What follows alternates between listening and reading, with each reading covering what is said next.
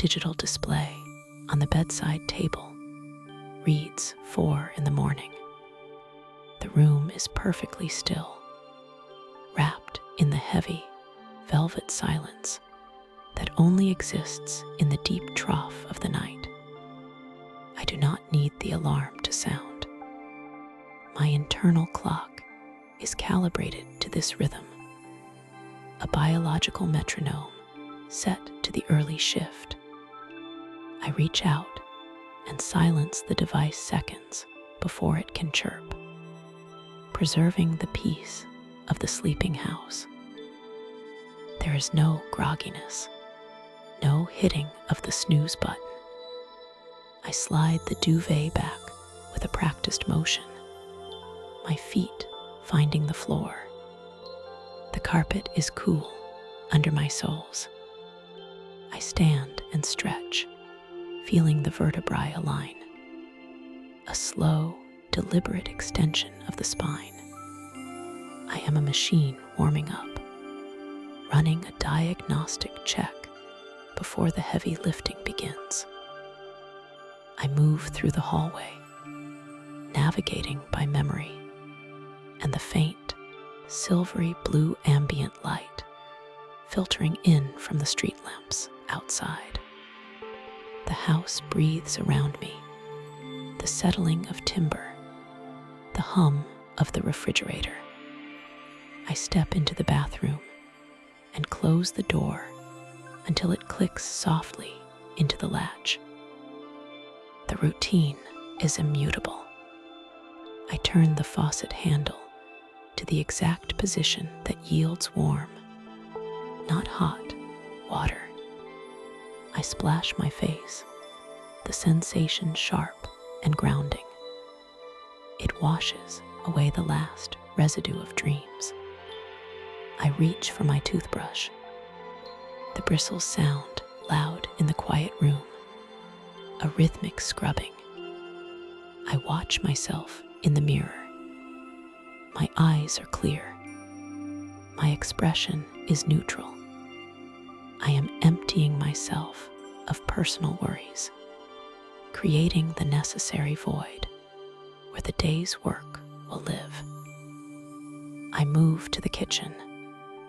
This is the most critical phase of the morning prep. The coffee ritual. I do not use a loud machine that hisses and spits. I prefer the pour over method. It is silent and requires focus. I place the ceramic cone over my travel mug. I insert the paper filter, pressing it against the sides. I measure the grounds.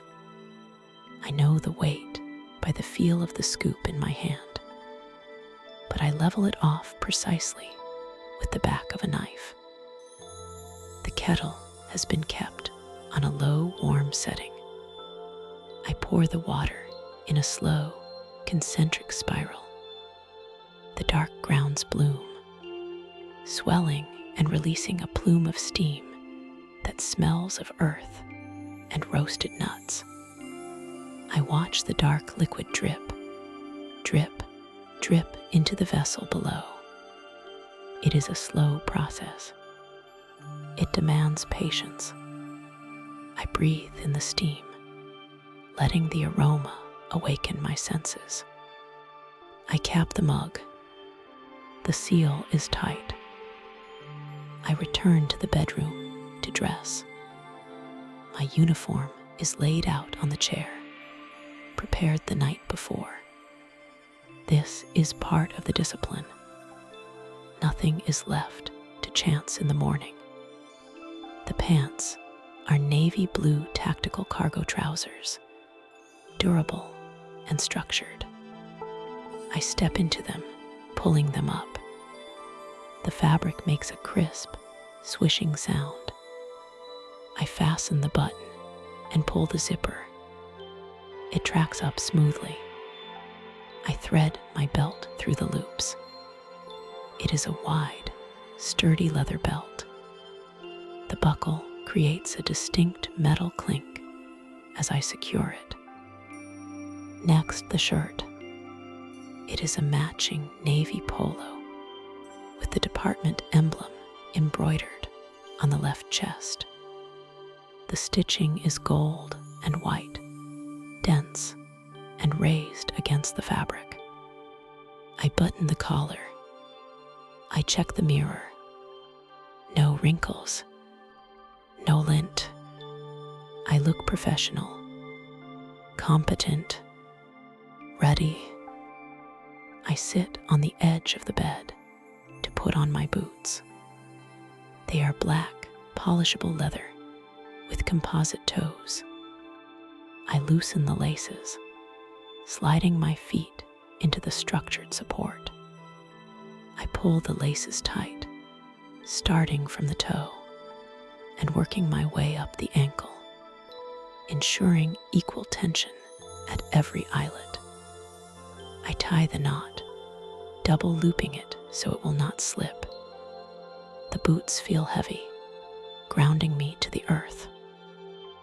I collect my gear, my badge clipped to my belt, my ID lanyard, my bag containing my headset, a bottle of water, a specialized ergonomic wrist rest, and a notebook.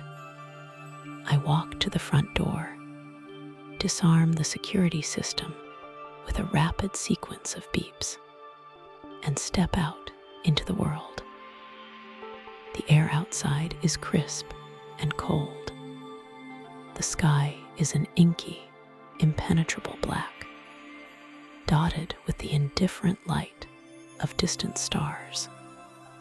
The streetlights cast pools of sodium orange on the asphalt. There is no traffic. The neighborhood is asleep, dreaming in the dark. I am the watchman. I am the one who wakes so they can rest. I unlock my car. The lights flash, a brief greeting. I slide into the driver's seat. The leather is cold, but I know it will warm quickly. I place my coffee mug in the holder. It fits perfectly. I place my bag on the passenger seat. I insert the key and turn it. The engine catches immediately, settling into a low, steady idle. I do not turn on the radio. I prefer the quiet. I prefer to listen to the car, to the tires, to the wind. I reverse out of the driveway, the tires crunching softly on the gravel before finding the smooth pavement of the road. I shift into drive. The car moves forward with effortless power. The commute is a transition zone. It is the airlock between my personal life and the operations floor. I drive through the empty streets, obeying every traffic law strictly. I signal my turns, even though there is no one to see them. Discipline is not a performance. It is a habit. I merge onto the highway. It is a river of concrete flowing through the sleeping city. There are a few long-haul trucks, their running lights outlining their massive shapes like constellations on the ground. I stay in the right lane, setting my cruise control. The rhythmic thump, thump, thump of the tires over the expansion joints is hypnotic. I watch the road ahead. My eyes scan the mirrors. Left, rear, right. Forward. Left, rear, right. Forward. It is the same scanning pattern I will use on my screens later. I am already working, already processing information. I notice a car on the shoulder a mile ahead, hazards flashing. I note the location. Mile marker 104. I check my phone, which is mounted on the dashboard. No alerts. Someone else is handling it. I drive past, noting the tow truck is already there. Good. The system is working. The city skyline approaches. A silhouette of jagged geometric shapes against the dark purple horizon, where the sun is threatening to rise. I take the exit ramp, the car decelerating smoothly. I navigate the grid of the downtown streets. The traffic lights cycle through their patterns for an audience of one. Green, yellow, red. I stop. I wait. Green. I go. I turn into the secure lot of the communications center. The building is a fortress of gray stone and dark glass. It has no sign, only a street number. I roll down my window as I approach the gate. The cool air rushes in. I extend my arm, holding my proximity card to the reader. The reader beeps, a high-pitched tone of acceptance. The heavy steel gate rolls back on its track with a low, mechanical rumble. I drive through, finding my assigned spot.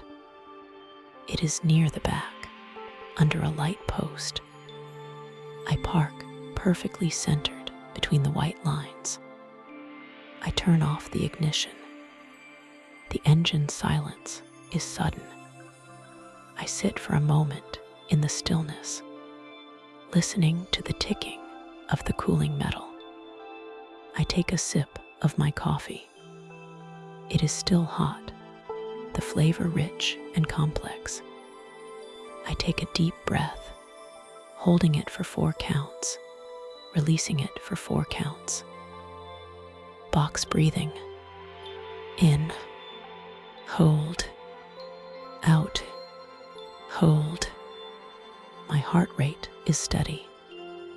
My mind is a clean slate. I exit the car, locking it behind me. The walk to the employee entrance is short. The wind has picked up, rustling the ornamental hedges that line the walkway. I reach the heavy metal door. There is a keypad and a biometric scanner. I type in my 6-digit code. The keys feel rubbery and firm under my fingers. I place my thumb on the glass plate of the scanner. A beam of green light sweeps across my print. Access granted. The lock disengages with a heavy clack. I pull the door open. The air inside is conditioned, filtered, and precisely 68 degrees. It smells faintly of ozone and floor wax. I walk down the long, linoleum hallway. My boots squeak softly on the polished surface. I enter the locker room. It is empty, save for one other dispatcher from the night shift, who is just finishing changing out. We exchange a nod. No words are needed. He looks tired, his shoulders slumped. I look fresh, my posture upright. It is the changing of the guard. I go to my locker, number 42. I spin the combination dial. Right, left, right. The mechanism aligns. I open the metal door. I hang up my jacket. I place my car keys on the top shelf. I take out my headset case. I check my appearance in the small mirror. on the inside of the locker door. Uniform straight, badge straight, eyes clear. I close the locker. I walk out of the locker room and approach the double doors that lead to the floor. Above the door, a red light is not lit, meaning there is no major incident currently being worked that requires absolute silence upon entry. I swipe my badge again. The doors hiss open pneumatically. The operations floor, the pit, the hive. It is a vast, cavernous room with high ceilings and sound, dampening acoustic tiles on the walls. The lighting is dim, kept low to reduce eye strain and glare. The room is illuminated by the glow of hundreds of computer monitors, casting a soft, blue aquatic light over the faces of the dispatchers. There is a low hum, a texture of sound made up of quiet voices speaking in controlled tones, the clicking of keyboards, and the soft static of radio traffic. It is a symphony of competence. I walk to the supervisor's desk, the central island in this sea of technology. The shift supervisor, a woman who has been here for 20 years, looks up and smiles. She points to Station 12. Station 12 is yours today, she whispers. Quiet night. Mostly. I nod. Understood. I walk to Station 12. The dispatcher, currently sitting there, sees me approach. He signals that he is ready to unplug. He types a final command, logging his departure in the system. He stands up, stretching his back. All yours, he says softly. Chair is a bit stiff, might need adjusting. Radio channel 4 has a slight static interference. Maintenance is ticketed. Copy that, I say. Have a good sleep. He walks away, vanishing into the locker room. I am alone at the console.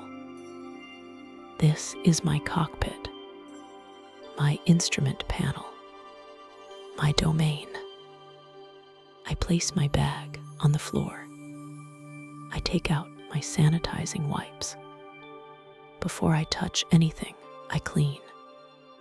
I wipe down the desk surface, removing dust and invisible residues.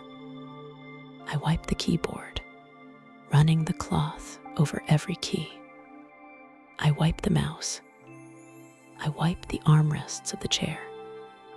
The smell of lemon and alcohol rises, sharp and sterile. I throw the wipe away. Now the ergonomic setup.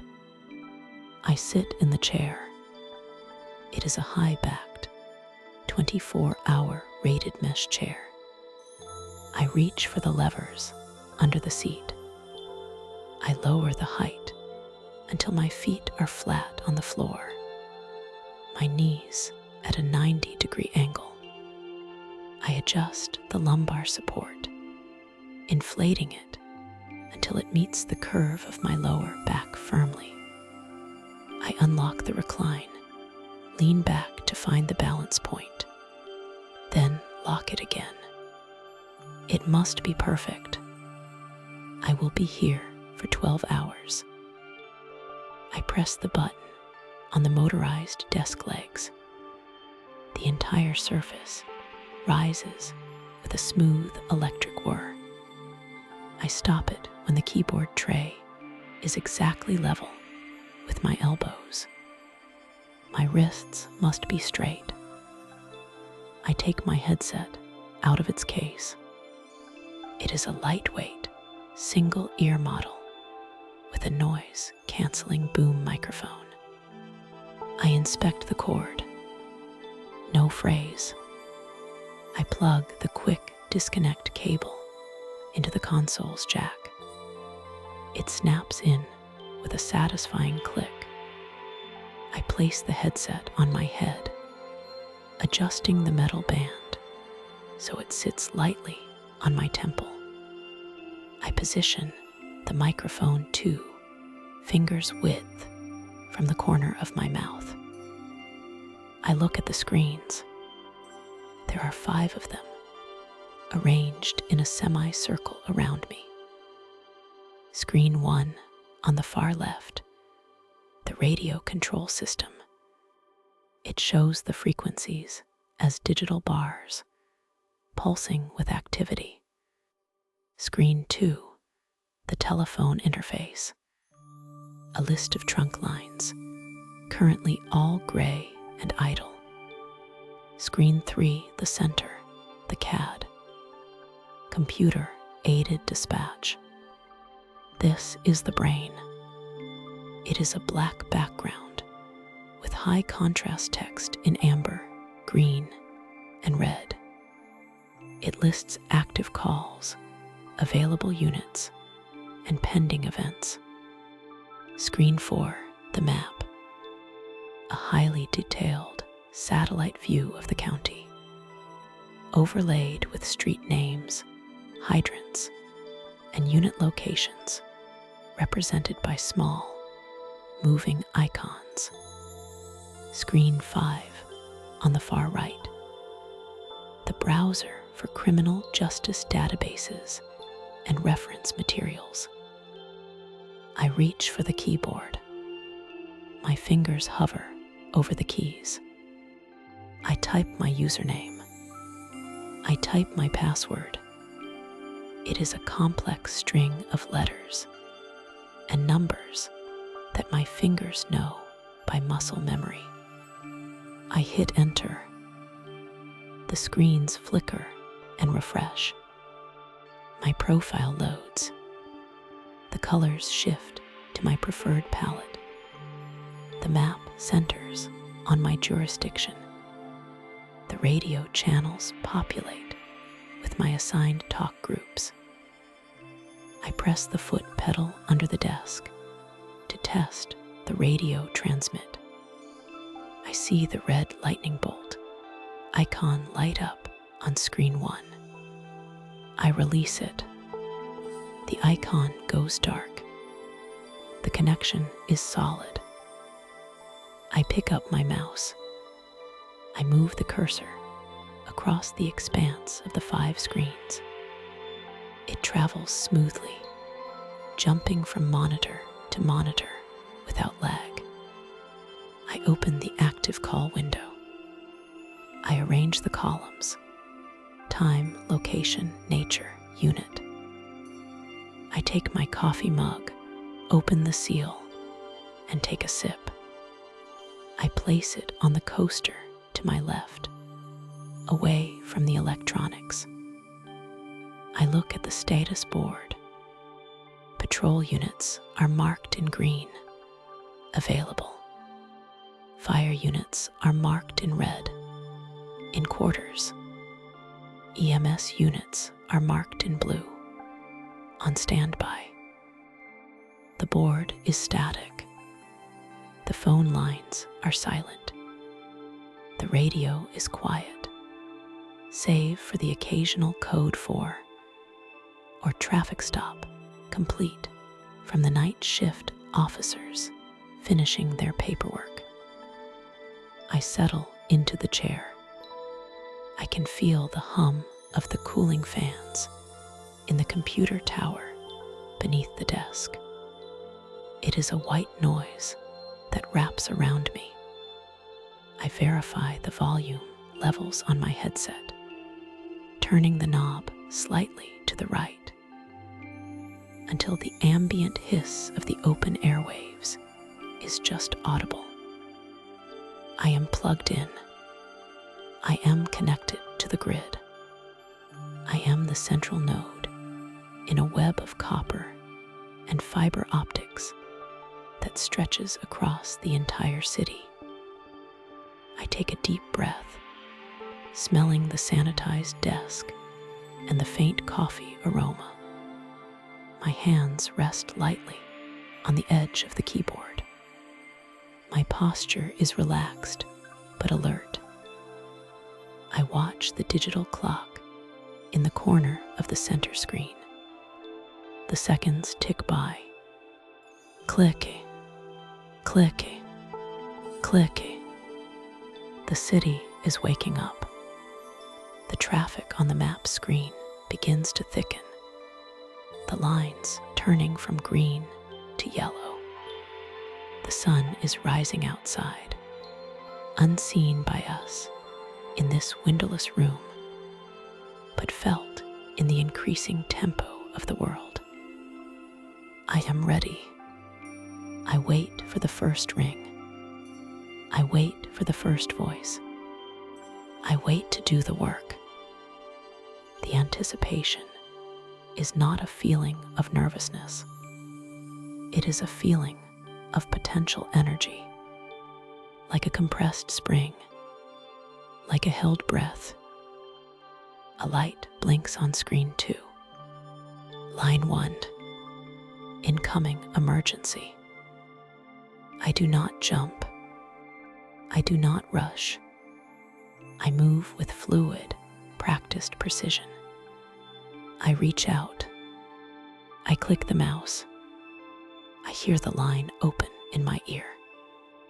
The silence of the room falls away, replaced by the immediate reality of the voice on the other end. My finger hovers over the keyboard, ready to transcribe chaos into order. I am here. I am listening. 911. Where is your emergency? The headset settles over my ears with a familiar, comforting pressure.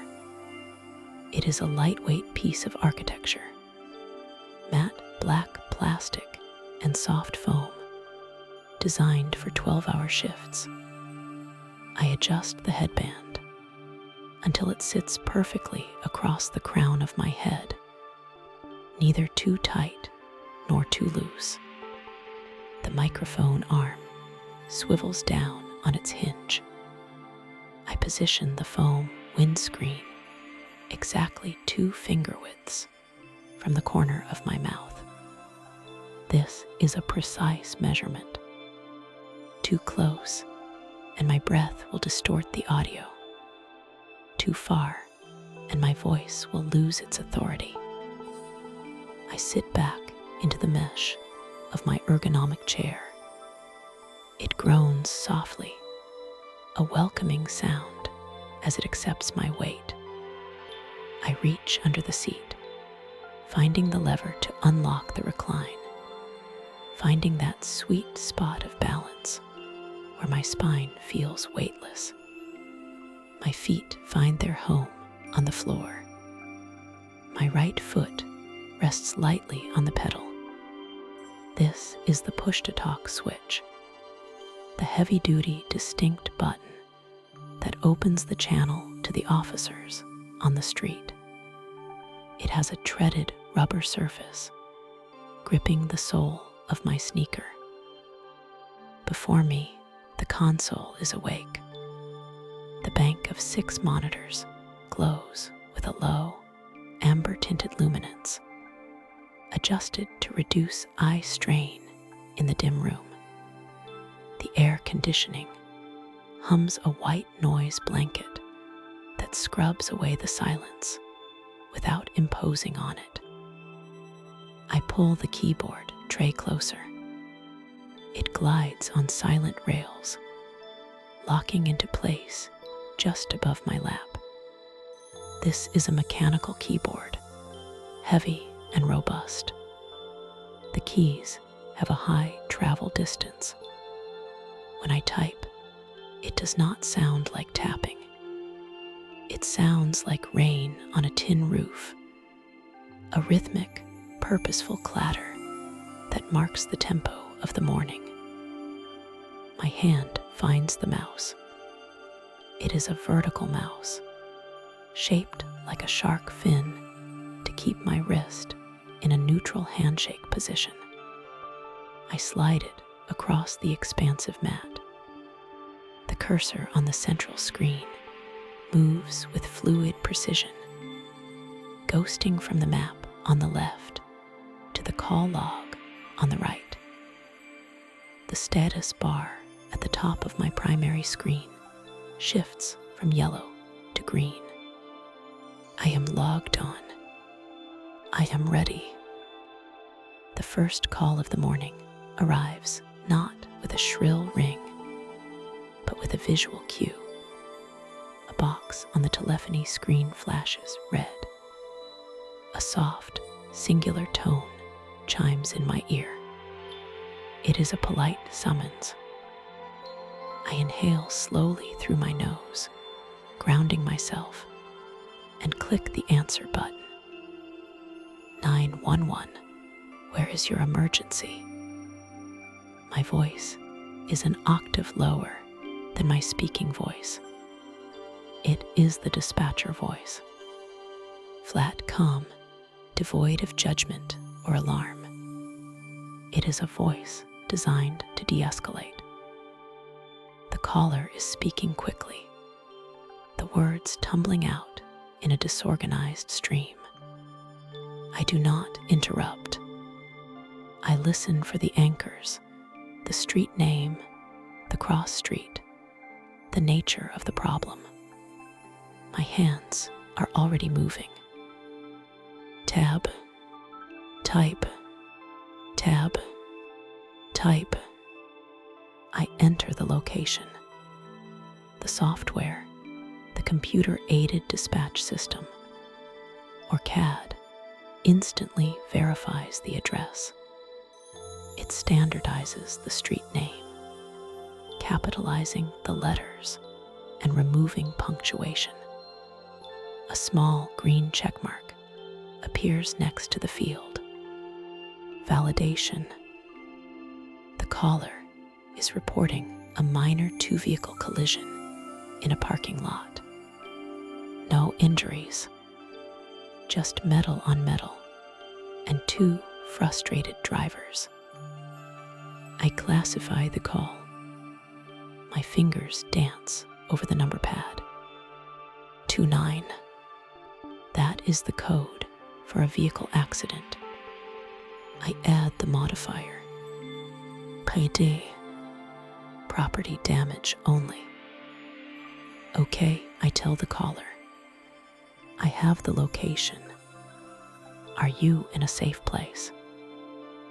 As they answer, I am already dispatching. I do not need to look at the keyboard. My fingers know the geography of the keys better than they know the pockets of my jeans. I type the narrative in shorthand, a language of abbreviations and codes that allows me to transcribe reality faster than it unfolds. V1 versus V2. Neg inch. Blocking lane. I hit the enter key. It makes a satisfying, solid thud. The call generates a card on my dispatch screen, a bright new row in the pending queue. I look at the map on the left monitor.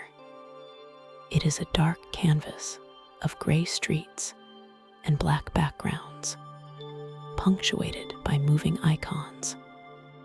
Blue icons for police, red for fire, yellow for medical.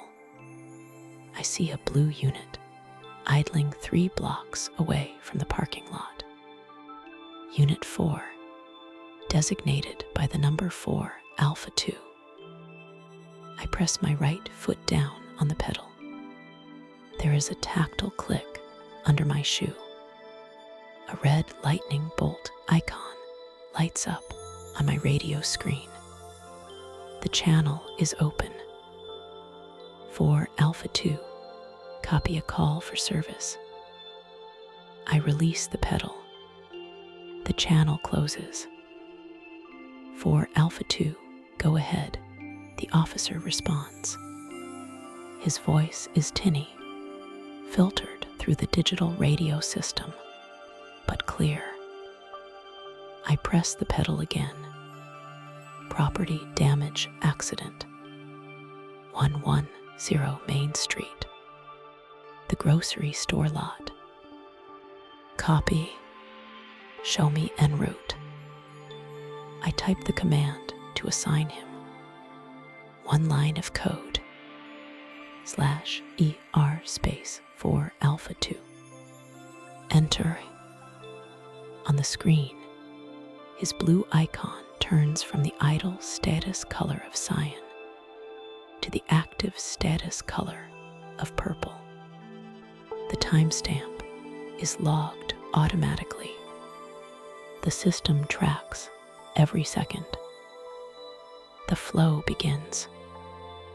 Time in this room behaves differently than time outside.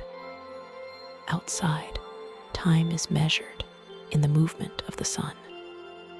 Here, time is measured in the rhythm of the cue. Another line flashes. I pick it up. A medical alarm. An elderly resident has pressed their pendant. I launch the medical protocol software. It is a series of questions, a logic tree that guides the assessment. Is the patient conscious? Yes. Is the patient breathing normally? Yes. I click through the radio buttons on the screen. The mouse clicks are soft, barely audible percussions. The software recommends a Bravo level response. Basic life support. I look at the fire dispatch monitor. Station 6 is closest. I can see their status. They are in quarters available. I switch my headset focus to the fire channel. I press a different button on the screen to activate the station tones. A melodic 2-note warble goes out over the air. Doo-doo. It is a sound that wakes the firefighters, opens the station bay doors, and turns on the lights. Rescue 6, respond to 300 Oak Lane. A fall. I watch the map. Within 45 seconds, the red icon for Rescue 6 begins to move. They are rolling. I update the time. The room is quiet, save for the hum of fans and the staccato rhythm of keyboards. I am not alone. To my left is Sarah. To my right is David. We do not look at each other. We are connected by the shared digital workspace. I can see what they are doing on my screen. I see Sarah taking a burglary report. I see David managing a traffic stop. We pass information without speaking. A call comes in that crosses our jurisdictional lines. I type a quick message in the internal chat window. Unit crossing into your zone. Northbound on the highway. I see David's icon move to intercept on the map. He flashes his status light at me on the screen. Acknowledged. This is the flow state. It is a feeling of total immersion. My brain is split into parallel processing tracks. One track is listening to the radio traffic, scanning for the call signs of my units. Another track is monitoring the pending queue, A third track is typing, constantly typing. My fingers are extensions of my thought process. I do not think about the letters. I think about the concept, and the letters appear. The mechanical switches of the keyboard provide a constant tactile feedback. The resistance of the key, the break point where the switch activates, the bottoming out against the backplate. It is a sensory loop. Touch, sound, sight. I reach for my coffee. It is in a heavy ceramic mug with a wide base to prevent tipping. I take a sip without taking my eyes off the monitors. The coffee is lukewarm now, but the caffeine is necessary fuel. The radio traffic picks up as the city wakes. Traffic stops, suspicious vehicles, alarms. My foot works the pedal like a pianist working the sustain. Press, speak, release. 4 Alpha 2, show me on scene. Copy 4 Alpha 2. On scene at 0815. I type the status change. /OS. Enter. A new call. A construction noise complaint. Low priority. I enter the details, enjoying the mundane nature of it. It is a puzzle piece to be filed. I check the ordnance times. They are allowed to start at 7. It is 7:15. I advise the caller of the code. I explain the rules calmly. I am a librarian of chaos, organizing the disorder into neat, labeled boxes. The mouse glides. I drag a map layer to zoom in on a specific intersection. The vector lines render instantly. I can see the building footprints, the fire hydrants, the alleyways. I am looking at the city from a god's eye view, watching the pulse of the streets through data points. I enter a rhythm of housekeeping. I check on units that have been on traffic stops for more than 10 minutes. 4 Alpha 6, status check. Code 4, just issuing a citation. Code 4, no assistance needed. I type the code. It resets his safety timer. The colors on my screen are a soothing palette of dark grays, muted blues, and alert greens. The interface is dense, packed with information, but to me, it is elegant. Every pixel serves a purpose. There is no wasted space. I open a second window to run a license plate for an officer. He reads it to me phonetically. Union, Lincoln, Victor, 3, Niner, 2. I type it into the state database query field. ULV 392. The return pops up instantly. A clean record. Valid registration. A silver sedan. I relay the information back. 104. Return is valid on a silver sedan. Copy valid. The exchange is crisp. Professional. There is a pleasure in the brevity. We are communicating complex information with minimum syllables. It is a language stripped of fluff, refined to pure utility. My posture shifts slightly. I raise the desk. The electric motors whine softly as the entire surface lifts. I stand up, stretching my legs, keeping my eyes locked on the screens. The change in perspective keeps the blood flowing. I rock back and forth on my heels, the headset cord swaying gently. A call comes in for a structure fire. This breaks the rhythm of minor incidents. This requires a symphony of coordination. I straighten my spine. I bring the keyboard closer. The caller reports smoke from a roof. I type rapidly. Residential structure fire. I tone out the alarm. This time, it is a multi-station response. Engines, trucks, a battalion chief, an ambulance. Station 1, Station 3, Truck 1, Battalion 1.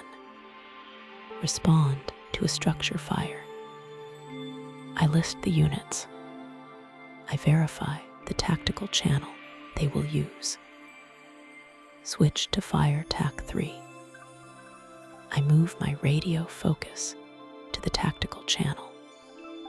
I am the anchor for their operation. I start a timer on my screen. Incident command requires status checks every 10 minutes. I watch the red icons swarm toward the address on the map. I am the conductor.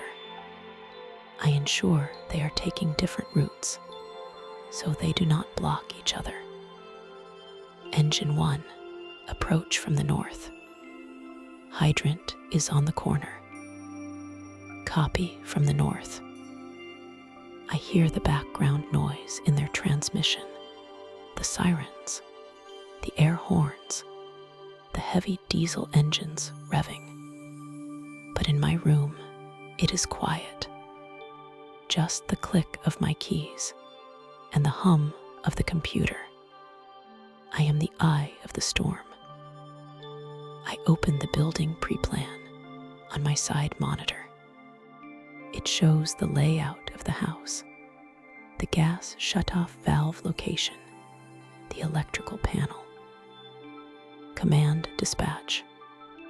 Pre-plan shows gas shutoff on the Bravo side. Copy gas on Bravo. I am feeding them survival data.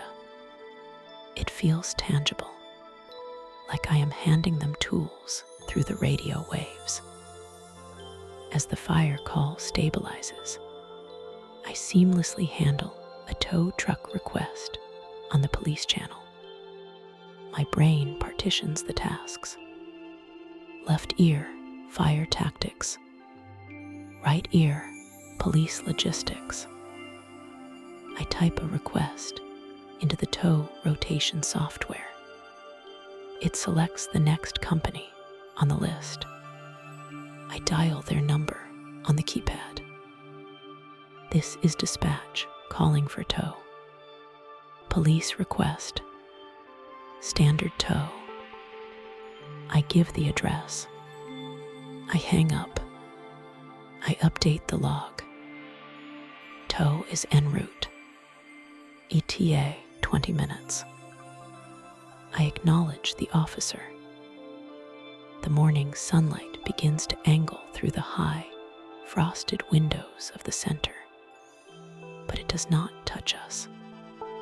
We exist in the artificial twilight of the control room. The light simply reminds me that the world is turning, that the rush hour is peaking. The call volume increases. The queue lengthens. But I do not rush. Rushing leads to errors. I rely on the process. Pick up. 911. Where is your emergency? Verify. Type. Classify. Dispatch. Release. It is a circle, a perfect closed loop of action and reaction. I navigate the CAD menus using only keyboard shortcuts. Control plus I for a new incident. F5 to refresh the stack. F12 to send a message. My hands are a blur, but my mind is still. I hear a new voice on the radio. A rookie officer. He sounds slightly breathless, his cadence unsure. Dispatch, show me. Show me out at. The park. I smile faintly. I press the pedal. Unit 5, Bravo 1. Copy out at Centennial Park. What is your status? I guide him. I am the invisible partner. I wait for his reply. I am checking a suspicious subject. Copy. Checking subject. I start a timer for him. I will check on him in 3 minutes. I will watch over him. The tasks are microscopic in their detail. Checking a warrant requires reading a long string of numbers and physical descriptors. White male, 6'1", 200 pounds, scar on left forearm.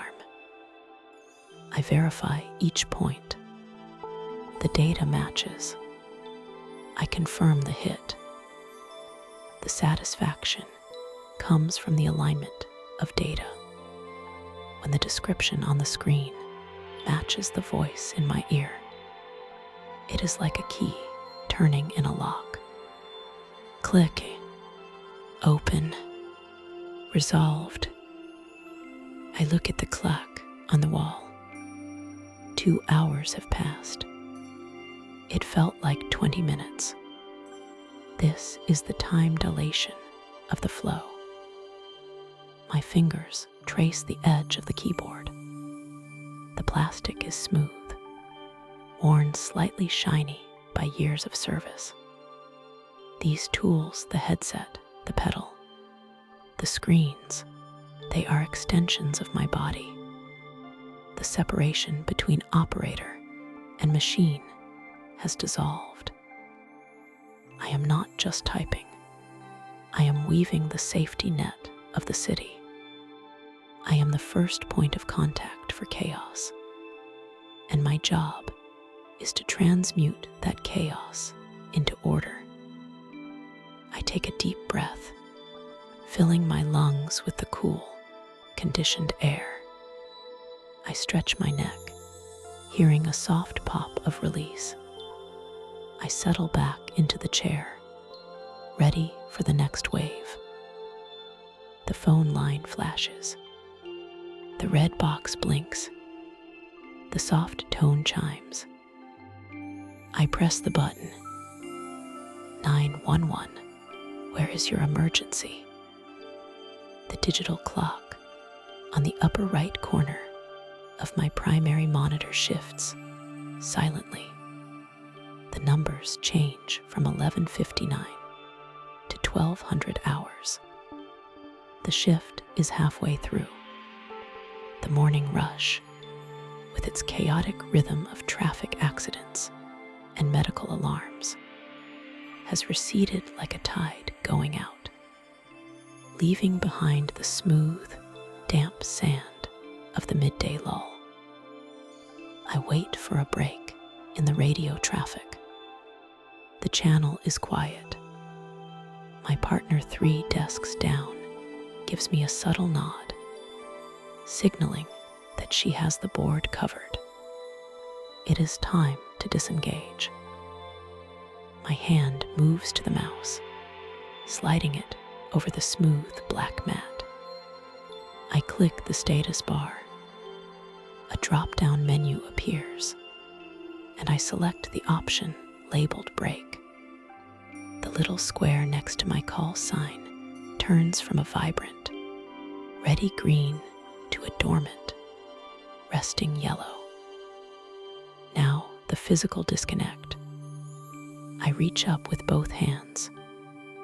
My fingers find the adjustable slides of the headset band.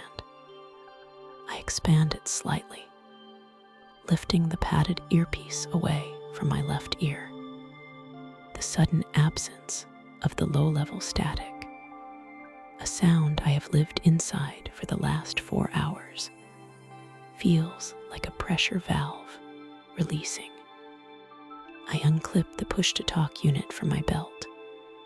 The plastic snap, loud in the quiet alcove. I place the headset on the hook, attached to the side of the console, coiling the black cord in a perfect, suspended loop. I push back. The ergonomic chair rolls smoothly on the hard plastic floor mat. I plant my feet flat on the ground and stand, feeling my spine realign. I stretch my arms overhead, interlacing my fingers and pushing my palms toward the acoustic tiles of the ceiling. A deep, satisfying stretch runs through my shoulders and down the length of my back. I step out of the pod. The dispatch floor is dim, illuminated mostly by the cool blue and gray glow of 24 monitors, leaving it feels like stepping out of a submarine. I walk toward the heavy door at the back of the room. I push the metal bar, and the door opens with a heavy, pneumatic hiss, sealing the noise of the operations floor behind me. The hallway is brighter, lit by overhead fluorescents that hum at a frequency only audible if you truly listen for it. The air here is different. It lacks the electrical charge of the dispatch floor. It smells faintly of floor wax and coffee. I walk 40 paces to the break room. This is a ritual of deceleration. My gait changes from the purposeful stride of the operations floor to a looser, more relaxed walk. I am moving from a world of seconds to a world of minutes. I enter the break room. It is empty, save for the low, rhythmic compressor of the oversized stainless steel refrigerator. I walk over to the row of lacquers on the far wall. I dial the combination on the silver padlock, 3 turns right, 1 turn left, 1 turn right. The shackle pops open with a metallic click. Inside, my lunch bag sits on the top shelf.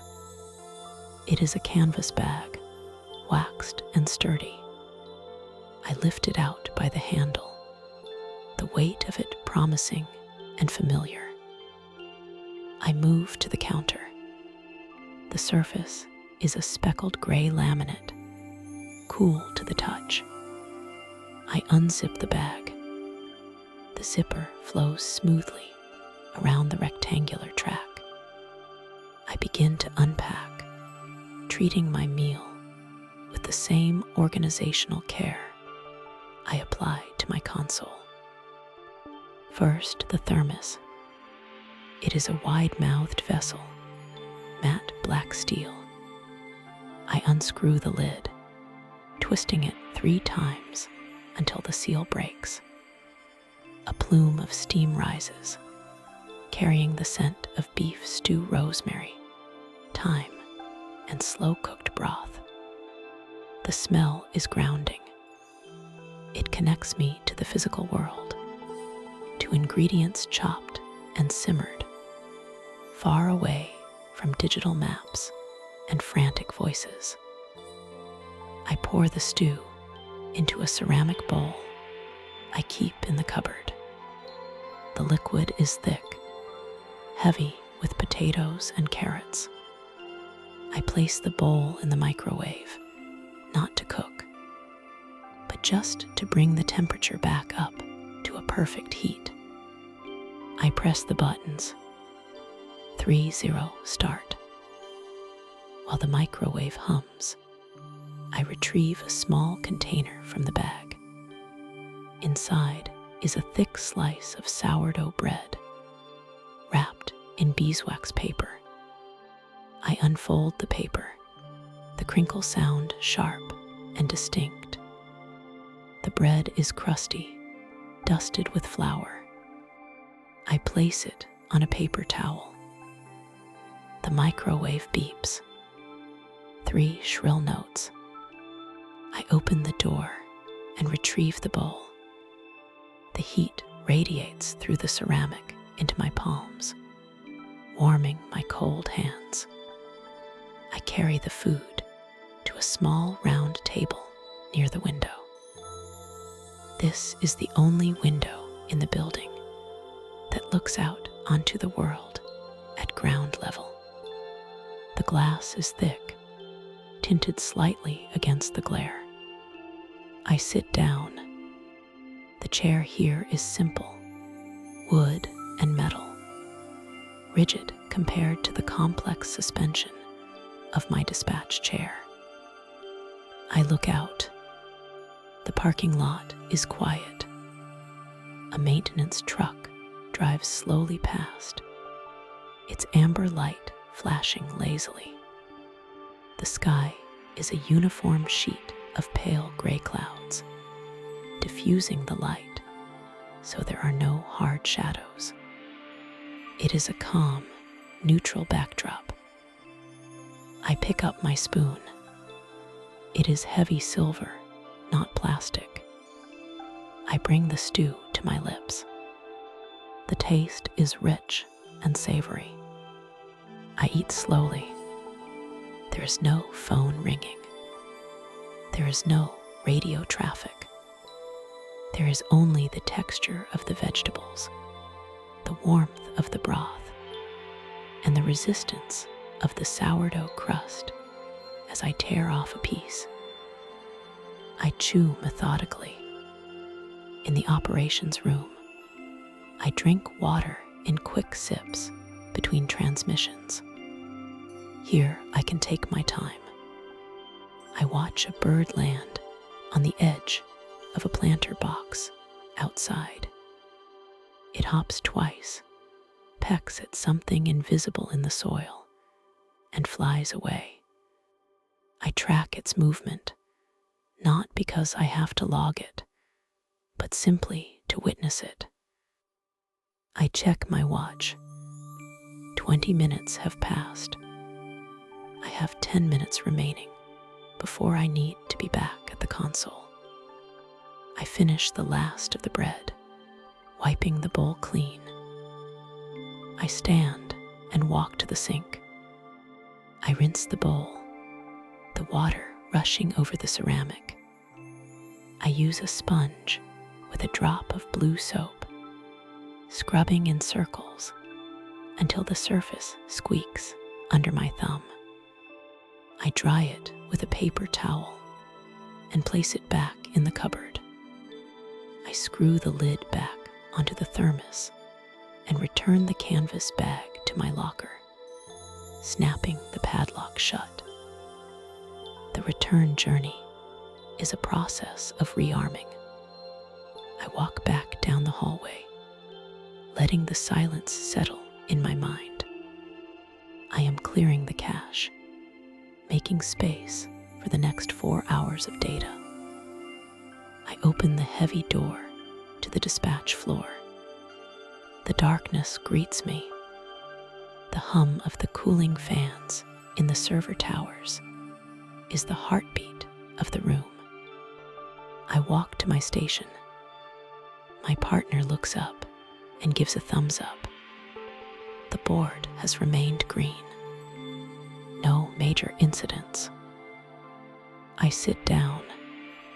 The chair accepts my weight, the mesh back conforming to my posture. I do not put the headset on immediately. During the lull, there is time for maintenance. I open the center drawer of my desk. Inside, arranged in a plastic tray, are my cleaning supplies. I take out a small canister of compressed air and a microfiber cloth. I start with the keyboard. It is a specialized mechanical board with color-coded keys for fire, police, and medical routing. I tilt the keyboard on its side. I trigger the compressed air in short, controlled bursts. Dust motes are dislodged from between the keys, dancing in the glow of the monitors before vanishing. I wipe the surface of the keys. I move from left to right, polishing the enter key, the space bar, the function keys. The cloth glides over the plastic.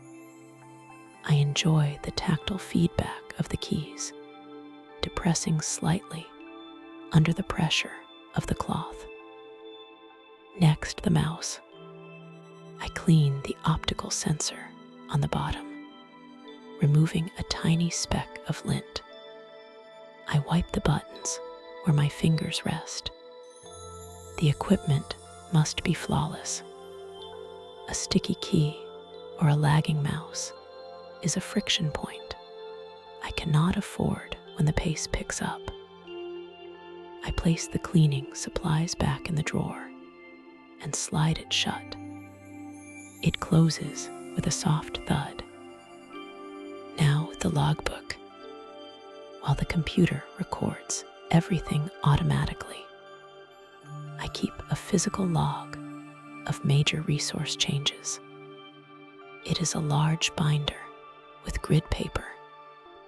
I open it to the current date. I pick up my pen, a fine point rollerball with black ink. I review the morning's notes. There is a road closure on Highway 9 due to construction that started at 0800. I check the county engineering website on my fourth monitor. The construction is scheduled to end at 1400 hours. I write in the logbook. My handwriting is block print, all caps, perfectly aligned with the blue grid lines. Update: HWI 9 closure ends 1400. The ink flows smoothly onto the paper. The friction of the pen tip is satisfying. It is permanent. It is ordered. I look at the resource status screen. Engine 4 is out of service for mechanical maintenance. I verify the time they went under. They have been out for 2 hours. I make a note to check on their status in 30 minutes. The room is quiet. The other dispatchers are speaking in low murmurs. One is giving directions to a non-emergency caller. Another is dispatching a patrol car to a noise complaint. These are the soft currents of the job, the routine flow that exists between the rogue waves of high-priority calls. I pull the headset off the hook. I inspect the foam earpiece. It is intact. I place it on my head, adjusting the band until the pressure is equalized. I position the microphone, boom exactly 2 finger widths from the corner of my mouth. I clip the push-to-talk unit back onto my belt. I plug the quick disconnect cord back into the console. The connection clicks into place. I put my hand on the mouse. I hover the cursor over the status bar. I click. The yellow square turns green. The text changes to ready. I am back online, but the pace is still slow. The afternoon lull is heavy. I decide to organize the digital map layers. Over time, the map display can become cluttered with too many overlays, hydrant locations, storm drain protocols, hazardous material routes. I open the settings menu. I toggle off the layer for flood zones. It is a sunny day, and we do not need that data cluttering the visual field. I toggle on the layer for school zones. It is nearly 1400 hours. School will be letting out soon. The traffic patterns will change. Buses will be on the road. Children will be crossing streets. I zoom in on the map, centering it on the high school district. The lines are crisp vectors of white and gray against the black background. I pan across the streets, mentally driving the routes. I check the names of the cross streets, refreshing my mental geography. Willow meets Chestnut. Chestnut leads to the overpass. The overpass feeds into the arterial road. Knowing the map is not just about looking at the screen. It is about feeling the terrain in your mind. When a caller screams a location, I need to be there instantly. I need to know that Willow is a dead end before the computer tells me. I verify the location of the nearest automated defibrillators in the downtown sector. I click on the icons, ensuring the contact information for the building managers is up to date. It is a garden that needs constant weeding. A call comes in. The soft electronic warble in my ear is gentle, not the urgent siren of a 911 line. It is the administrative line. I press the pedal under the desk with my foot to open the channel. Dispatch, this is Unit 2 Alpha 1, a voice says. It is a patrol sergeant. His voice is relaxed, static-free. Go ahead, 2 Alpha 1, I reply. My voice is level, dropping instantly back into the cadence of the radio. I'll be out at the station for report writing. Show me unavailable for 30 minutes. Copy 2 Alpha 1. Out at station. Unavailable. I type the code into the command line. 1019. I enter his unit number. 2A1. I hit enter. On my status screen, his unit bar slides from the available column to the busy column. The color changes from green to blue. It is a small transaction, a single piece of data moved from one box to another. But it is accurate. The board reflects the reality of the street. I lean back. The rhythm of the afternoon is hypnotic. I watch the clock. 13:15, 13:16.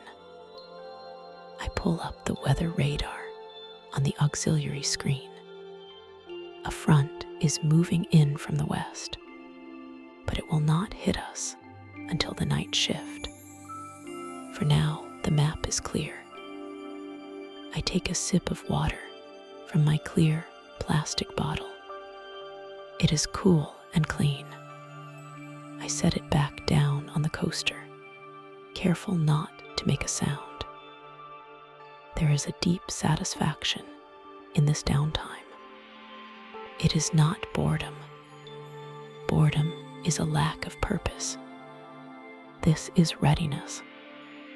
It is the hum of an idling engine, lubricated and warm, waiting for the gear to engage.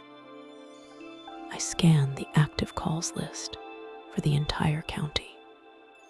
A cat stuck in a drain pipe in the North District. A minor bender in a parking lot in the South. A request for a welfare check on an elderly resident who hasn't picked up their mail. I opened the welfare check ticket. I read the notes. The mail carrier reported it. I checked the history for that address. We have been there 3 times in the last 2 years. False alarms. Medical alert malfunctions. I add a note to the ticket for the responding officers. Reference history at this address. Key holder information is on file. I am adding value to the call, smoothing the path for the officers before they even arrive. I am the invisible logistics manager. I hear the sound of a chair rolling across the floor behind me. The shift supervisor is making his rounds. He walks down the row of consoles. He stops at my desk. He does not speak, just places a fresh ream of printer paper on the corner of my desk. I nod. He moves on. I pick up the paper. The package is heavy, a solid brick of potential. I slide my fingernail under the paper wrapper and tear it open. The smell of fresh bond paper releases. I pull out the paper tray of the small thermal printer to my right. It is low. I fan the stack of new paper, the sheets separating with a soft thwip thwip thwip sound. I align the edges by tapping the stack on the desk. I load the tray. I slide it back in until it clicks. Ready to print. I return my hands to the keyboard. I rest my fingertips on the home row. F and J. The raised bumps under my index fingers anchor me. The lull continues. I breathe in slowly, counting to 4. I hold for 4. I exhale for 4. I am a conduit. I am a router. I am a witness. Right now, I am simply a watcher. On the screen, a new line appears. It is a call from a landline. The address populates instantly. It is a residential address in the quiet suburbs. The phone rings in my ear. 1 ring. I do not jump. I do not rush. I simply engage. I press the button. 911. Where is your emergency? My husband, an elderly woman's voice says. She sounds calm, but confused. He fell in the garden. He can't get up. Okay, ma'am, I say, my voice dropping an octave, becoming the anchor she needs. I have the paramedics starting that way. Stay on the line with me. My hands begin to move. I type the code for a fall victim. I type the code for a lift assist. I transmit the data to the fire station nearest her home. The lull is over. The machine is moving again. But I am rested. I am fed. I am organized. I am ready. The room is at its quietest now. The digital clock on the wall reads 0400 hours. This is the deep valley of the night shift, the stretch of time where the city outside seems to hold its breath. Inside the dispatch center, the air conditioning hums a steady, low-frequency note that vibrates gently through the floorboards. It is a comforting sound, a reminder of the controlled environment we inhabit, separated from the chaos by thick walls and secure doors. I settle into the rhythm of the final quarter of my shift. My posture is relaxed, but upright. The ergonomic chair supporting my lower back as I lean slightly toward the bank of 6 monitors.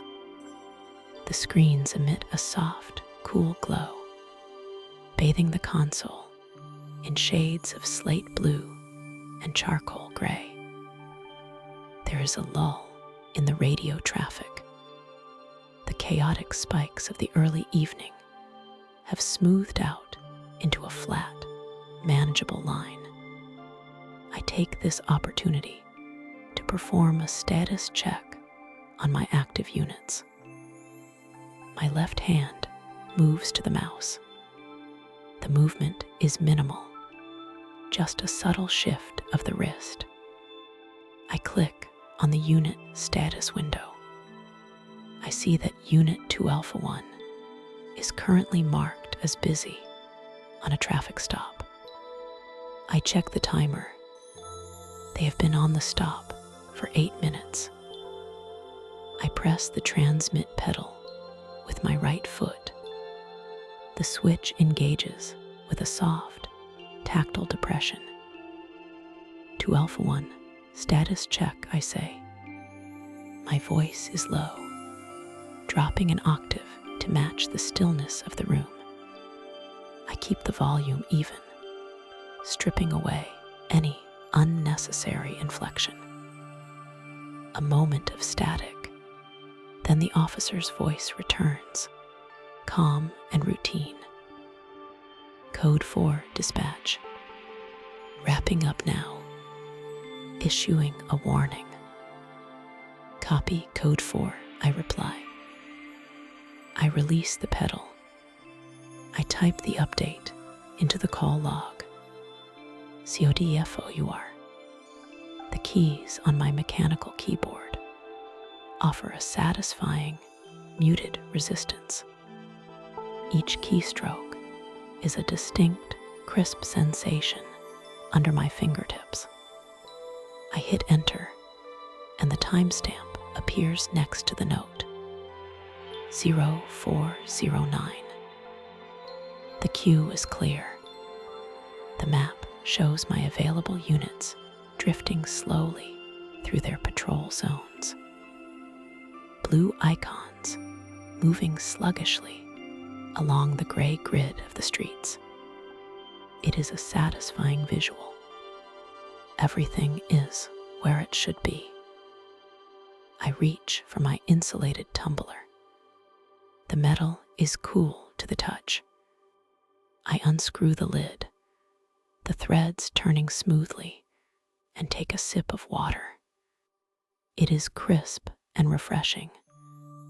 I replace the lid, tightening it until I feel the seal lock into place. For the next hour, the work is purely administrative. This is the maintenance phase of the job, the digital housekeeping that ensures the system runs without friction. I pull up the warrant list that needs validation. It is a long column of names and file numbers, a puzzle of data that needs to be cross-referenced. I open the state database in a separate window. I begin the process of verifying files. I highlight a case number on the left screen, copy it, and paste it into the search field on the right screen. The database loads, a spinning circle turning for a brief second before populating the fields. I compare the data points. Name matches, date of birth matches, physical description matches. The process is repetitive, hypnotic. It requires focus, but not urgency. It is a flow state. Read, verify, confirm, clear. Read, verify, confirm, clear. With every file I close, I feel the weight of the shift lightening. I am tidying up the digital world, organizing the chaos into neat, archived rows. There is a profound sense of competence in this simplicity. I am not saving lives in this moment. I am maintaining order. And order is the foundation of everything we do. At 05:30, the first hints of the morning routine begin to stir. The night crew starts to shift in their seats. We can feel the end approaching. I receive a non-emergency call. A citizen reporting a noise complaint. A garbage truck operating too early in a residential zone. I answer with the standard greeting. 911. What is the address of the emergency? The caller is irritated, but I do not absorb their irritation. I act as a dampener. I listen. I type. I categorize.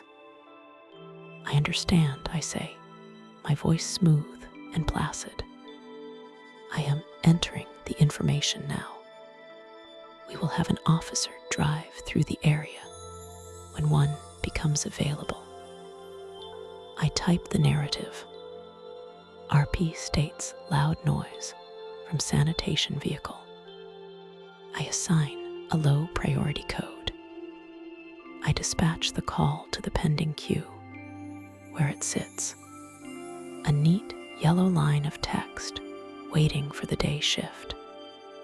It is a small task, handled with the same precision as a major incident. It is finished. The clock hits 05:45. The transition window has opened. I begin the pre-departure ritual. I minimize my active windows, leaving only the essential dispatch grid open.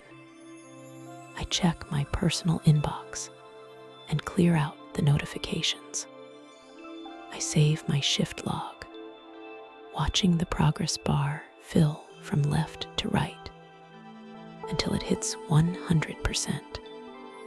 File saved. The door to the secure center buzzes. It is the heavy, magnetic thud of the lock disengaging. The day shift is arriving. They enter with a different energy, fresh, awake, carrying the scent of morning coffee and rain. I hear the soft murmur of greetings as they move to their lockers. My relief, a dispatcher named Sarah, approaches my console. She looks rested. She is carrying her headset bag and a fresh bottle of water. She stands beside me, not rushing, just observing the screens. "Good morning," she says softly. "Good morning," I reply. It was a steady night. Quiet final hour. I give her the briefing. I point to the screen, tracing the lines of active data with my finger. We have 2 units at the precinct for report writing. 1 unit is patrolling the north sector. There is a noise complaint pending in the queue, low priority. The warrant validation list is up to date as of 0500. She nods, absorbing the information. She looks at the map, then at the pending queue. Got it, she says. I'll take it from here. This is the moment of release. I reach up to my console interface. My hand finds the volume knob for my headset and turns it down to 0. I reach for the quick disconnect cord at my chest. With a firm, deliberate tug, the connector pops apart. The click is audible, a sharp snap that signifies the severance of my connection to the radio network. I am no longer the voice in the ear of the officers. I am just a person in a chair. I slide the headset off my head, feeling the pressure lift from my temples. I coil the cord, wrapping it around my hand in focused, even loops, and place the headset into my bag. I stand up. My joints pop satisfyingly as I stretch, reaching my arms toward the ceiling. I step aside, and Sarah takes the seat. She plugs in. She adjusts the height of the chair. She moves the keyboard 2 inches to the left. She is now the captain of the ship. I pick up my bag. I grab my water tumbler. I walk to the cleaning station and pull a disinfectant wipe from the dispenser. The wipe is cool and damp, smelling of lemon and antiseptic. I return to the console, but I do not sit. I wipe down the surfaces I touched, even though Sarah is already settled. I clean the edges of the desk, the armrests of the chair I vacated, and the surface of the radio panel. It is a gesture of respect, leaving the workspace pristine. See you tonight, I say. Have a good sleep, she replies, her eyes already scanning the monitors. I walk away from the pod. The carpet dampens the sound of my footsteps. I pass through the heavy security door, swiping my badge one last time. The reader beeps, a high affirmative tone, and the lock clatters open. I enter the locker room. The light here is warmer, less clinical. I open my locker, the metal door swinging wide on silent hinges. I place my headset bag on the top shelf. I change my shoes, swapping the lightweight indoor sneakers for my sturdy outdoor boots. I tie the laces tight, pulling the loops until they are secure. I put on my jacket. I zip it up to my chin. I am buttoned up, packed away, ready to face the world. I push through the final exit door and step outside. The sensation is immediate. The air is cool and misty. The sky is a pale, washed-out indigo, transitioning into the soft gold of dawn on the eastern horizon. The streetlights are still on, but they are fading, their sodium orange glow struggling against the rising sun. I walk to my car. The parking lot is quiet. dew glistening on the hoods of the vehicles. I unlock my door and slide into the driver's seat. The interior is cold, but it is a private cold. It smells of old leather and the vanilla air freshener hanging from the mirror. I insert the key and turn the ignition.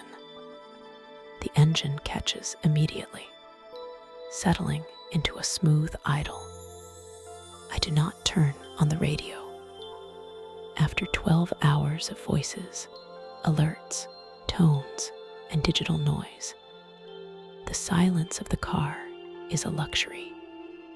I want only the sound of the tires on the pavement. I pull out of the lot and turn onto the main road. The drive home is a reverse commute. I am moving against the grain of the city. In the opposite lanes, the traffic is building. Cars are lined up bumper to bumper, headlights shining, people clutching coffee cups, rushing toward their day.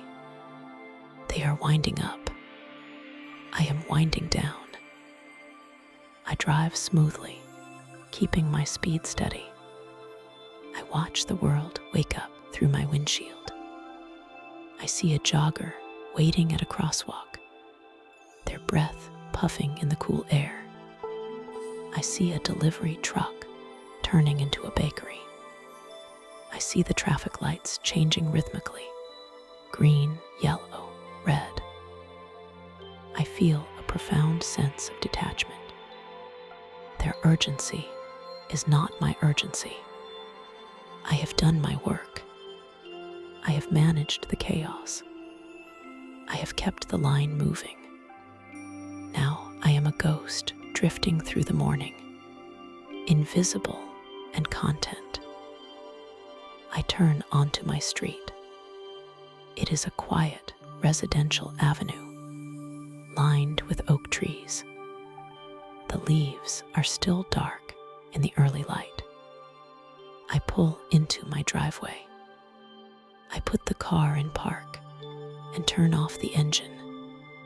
The silence rushes back in, absolute and heavy. I sit for a moment, just breathing, in and out. My hands rest on the steering wheel. I let go of the tension in my shoulders. I leave the calls, the codes, and the voices here in the car. They do not come inside. I gather my things and walk to the front door. The key slides into the lock with a smooth, metallic glide. The tumbler turns. The door opens. Home. The house is dim. The curtains are drawn. It smells of laundry detergent and stillness. It is a sanctuary. I lock the door behind me, engaging the deadbolt. Click. The world is locked out. I walk to the kitchen and place my keys in the ceramic bowl on the counter. The clatter is the bell that signals the end of the shift. I rinse my water tumbler in the sink, the warm water rushing over my hands. I dry it and place it in the rack. I am not hungry for a heavy meal. I toast a single slice of bread. The toaster pops with a cheerful sound. I butter the toast, the knife scraping softly against the crisp surface. I eat standing up, looking out the back window at my garden. The birds are just starting to sing. It is a peaceful sound, organic and unstructured, the opposite of the radio traffic. I head to the bathroom. I turn on the shower, adjusting the handle until the temperature is hot, steaming hot. I undress, folding my uniform neatly, the black polo shirt, the tactical pants. I place them in the hamper. I step into the shower. The water hits my skin, a torrent of heat that seems to wash away the static of the night. I close my eyes. I scrub my arms, my chest, my face. The soap smells of sandalwood. I let the water run over my head, matting my hair down, warming my scalp. I stand there for a long time, just feeling the water, letting the heat penetrate my muscles. When I step out, the bathroom is filled with steam. I towel off vigorously. The towel is rough and absorbent. I feel clean. I feel heavy. My body is telling me it is time. I walk into the bedroom. It is designed for this specific purpose, sleeping while the sun is up. The blackout curtains are heavy and thick, sealing the edges of the window perfectly. Not a single beam of daylight penetrates the room. It is pitch black, a manufactured night. I turn on the white noise machine on the nightstand. It produces the sound of heavy rain, a constant, deep, rushing sound. It masks the noise of the neighborhood, the lawnmowers, the cars, the dogs. It creates a cocoon of sound. I pull back the covers. The sheets are cool cotton, crisp and smooth. I slide into bed, the mattress accepting my weight, contouring to my shape. I pull the heavy duvet up to my chin. I lie on my back. I begin the final process of the day. I focus on my feet. I tense the muscles for a second, then let them go. I feel them sink into the mattress. I move to my calves. Tense, release. Heavy. I move to my thighs. Tense, release. My hips. My stomach. My chest. I let my shoulders drop away from my ears. I feel my neck lengthen. I unclench my jaw. I let my tongue rest on the floor of my mouth. I relax the small muscles around my eyes. My mind replays a few fragments of the shift, but they are distant now, like echoes in a canyon. The code 4, the warrant check, the click of the mouse, the sound of Sarah's voice. They drift by like clouds, unattached to emotion. I focus on the sound of the artificial rain.